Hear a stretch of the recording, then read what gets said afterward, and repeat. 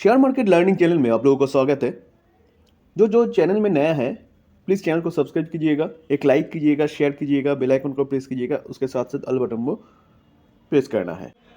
अभी हम लोग एक रिन्यूएबल सेक्टर के एक दिग्गज कंपनी के बारे में बात करेंगे, जिसमें आप बाय करके 20-30 साल रख दोगे तो अपने आप रुपया ग्रो होने लगेगा। क्योंकि ये जो बिज़नेस है ये कंपनी का, ये यूनिक बिज़नेस है और मार्केट लीडर है। देखिए 20-30 साल का बात क्यों कर रहा हूँ?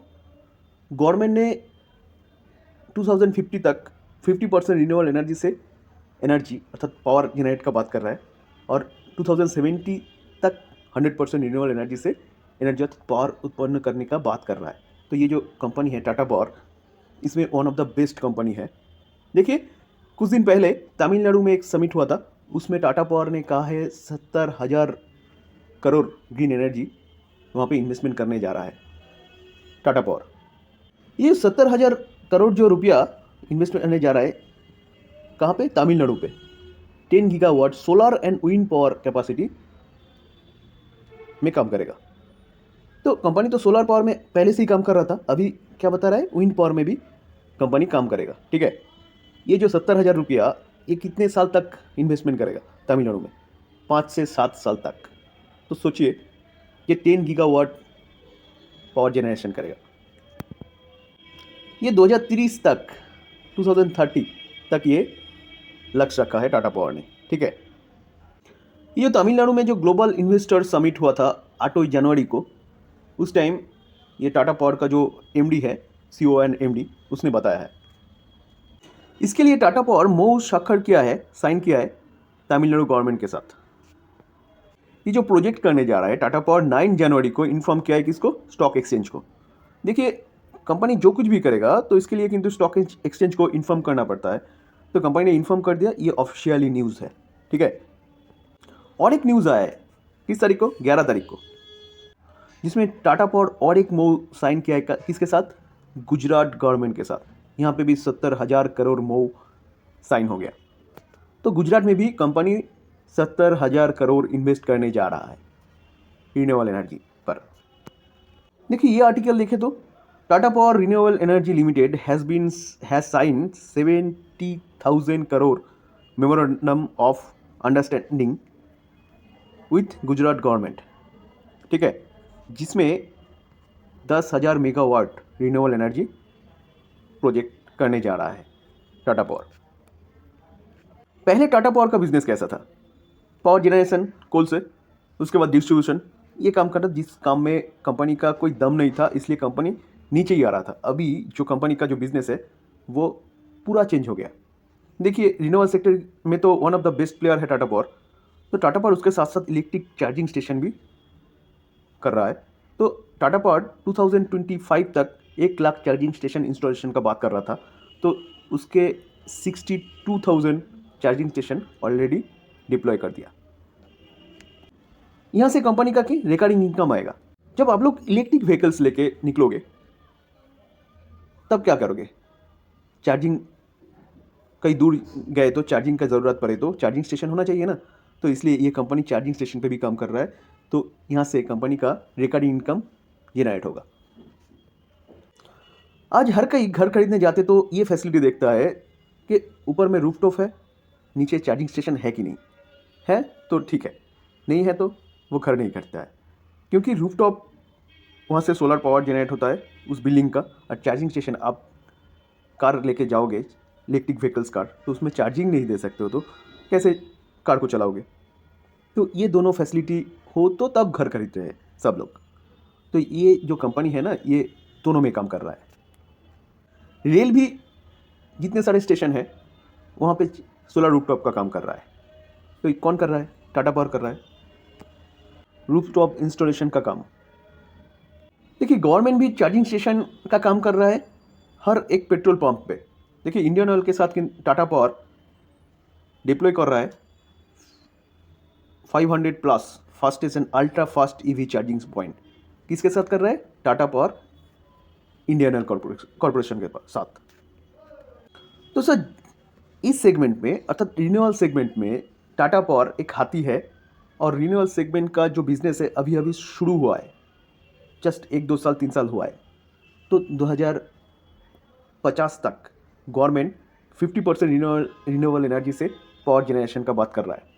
तो ये कंपनी बहुत दूर तक जाएगा, इसलिए मैं कह रहा था कि ये कंपनी को आप लेके 20 साल 30 साल आराम से होल्ड करोगे तो ये कंपनी अपने आप लोगों को रुपया बना के देगा। अभी किस भाव पे चल रहा है? 358 पे चल रहा है। ये कंपनी 300 से 35,000 तक जा सकता है। सिर्फ आपका काम होगा कि ये कंपनी को बाय करके आपका पोर्टफोलियो में रख देना और अपने आप ये कंपनी आपको रुपया छाप के देगा। एक साल में कंपनी का रिटर्न देखे तो देखिए 73% रिटर्न दिया है एक साल में। 5 साल में देखे तो 371% रिटर्न दिया है। और जनरली इसका रिटर्न देखे तो देखिए 15 मई 2020 से 16 जन 2024 तक ये कंपनी कितना रिटर्न दिया है? लगभग 4 साल के अंदर 1000% रिटर्न दिया है कंपनी ने। क्यों रिटर्न दिया है 3 साल 4 साल में? कारण गवर्नमेंट रिन्यूएबल सेक्टर में काम कर रहा है और ये कंपनी जो है ना one of the best player है रिन्यूएबल सेक्टर का, इसलिए ये कंपनी इतना ज़्यादा चल रहा है। देखिए आप लोग इसका long term maximum chart pattern देखें तो देखिए इस कंपनी का जो बिजनेस था ना कहीं दम नहीं था, क्योंकि कोल से पावर जनरेट कर रहा था, डिस्ट्रीब्यूशन कर रहा था, से घिसा पीटा बिजनेस था। गवर्नमेंट का निर्दिष्ट प्राइस में ये कंपनी को पावर सेल करना पड़ता था। तो अभी जो बिजनेस है वो पूरा चेंज हो गया, ठीक है। देखिए बैलेंस शीट में आए हम लोग, रिजर्व देखें तो 13,000 रिजर्व है कंपनी के पास। लॉन्ग टर्म बोरोइंग है कितना है? 11,000 लॉन्ग टर्म बोरोइंग है। शॉर्ट टर्म बोरोइंग भी है कितना है? 10,000 करोड़ कंपनी के पास शॉर्ट टर्म बोरोइंग है। तो कंपनी के पास बोरोइंग है, लॉन्ग टर्म भी है, शॉर्ट टर्म भी है। देखिए बोरो लेके कंपनी क्या काम कर रहा है? बिजनेस एक्सपैंड के काम कर रहा है, तो ये बोरो ठीक ठाक है। देखिए मैनेजमेंट कौन सा है? टाटा ग्रुप का मैनेजमेंट है, तो टाटा ग्रुप आप ट्रस्ट कर सकते हो, ठीक है। कंपनी को बोरो चाहिए, क्यों चाहिए? इसमें ये जो सेगमेंट है रिन्यूएबल सेगमेंट में, तो इसमें मार्केट लीडर होना हो तो इसको बोरो चाहिए, तो बोरो लेके काम कर रहा है कंपनी। देखिए कैश एंड कैश इक्विवेलेंट देखे तो लगभग 300 करोड़ कंपनी के पास कैश भी है। तो बैलेंस शीट जो देखा है वो ठीक ठाक है। हम लोग 3 साल कंपनी का रेवेन्यू देखेंगे। क्यों 3 साल देखेंगे? कारण रिन्यूएबल सेक्टर में कंपनी काम कर रहा है 3 साल से 20 से। तो देखिए 7,000, उसके बाद 14,000, उसके बाद 21,000। तो कंपनी का जो रेवेन्यू वो हर साल ग्रो हो रहा है। देखिए कंपनी का प्रॉफिट देखे तो 4 साल पहले 148, उसके बाद 921, उसके बाद 2,782, उसके बाद 3,267। तो कंपनी का जो प्रॉफिट वो ईयर ऑन ईयर बढ़ रहा है। क्यों बढ़ रहा है? कंपनी बिजनेस ठीक तरह से कर रहा है, इसलिए कंपनी का जो रेवेन्यू है वो भी बढ़ रहा है, प्रॉफिट वो भी बढ़ रहा है। देखिए शेयर होल्डिंग पैटर्न देखें तो सितंबर 2023 में प्रोमोटर कितने शेयर होल्ड कर रहा है? 46.8, और प्रोमोटर कौन है? टाटा सन्स है। देखिए एफआईएस के पास कितना है? 10% है। डीआईएस के पास 16% स्टेक है डीआईएस के पास, और पब्लिक के पास कितना है? 27% पब्लिक के पास है। देखिए सितंबर 2022 देखें तो यहाँ पे डीआईएस के पास 14.5% स्टेक था, वो स्टेक डीआईएस ने बढ़ाया है। एफआईएस भी स्टेक बढ़ा रहा है, और किसके पास कम रहा है? पब्लिक के पास कम हो रहा है। तो पब्लिक के पास जितना कम होगा और इंस्टीट्यूशन इन्वेस्टर के पास जितना स्टॉक ज़्यादा होगा, तो आप सोच सकते हो उस कंपनी को लेके, क्योंकि जो एफआईएस डीआईएस होता है ना वो ज़्यादा खोज खबर रखता है कंपनी के बारे में, तो इसलिए वो ज़्यादा रहेगा, तो उस कंपनी को आप सेफ मान सकते हो।